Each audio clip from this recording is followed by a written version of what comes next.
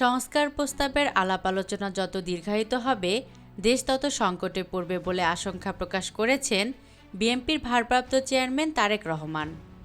রবিবার বিকেলে ঢাকা মহানগর দক্ষিণ বিএনপি আয়োজিত এক কর্মশালায় ভার্চুয়ালি যোগ দিয়ে এই আশঙ্কা প্রকাশ করেন তিনি। তারেক রহমান বলেন, যদি নির্বাচন প্রক্রিয়ায় দেরি হয়, যদি সংস্কার করে আমরা সংস্কারের আলোচনা দীর্ঘ থেকে দীর্ঘতর করতে থাকি, তাহলে যে স্বৈরাচারকে দেশের সব মানুষ দল মত নির্বিশেষে শ্রেণী পেশা নির্বিশেষে একত্রিত হয়ে বিতাড়িত করেছে, তাহলে সেই স্বৈরাচার সুযোগ পেয়ে যাবে আবার দেশের মানুষের কাঁধে চেপে বসার।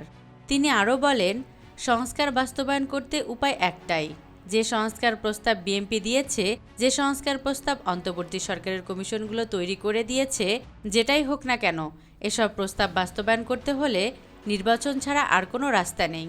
একটি পথ জনগণের নির্বাচন।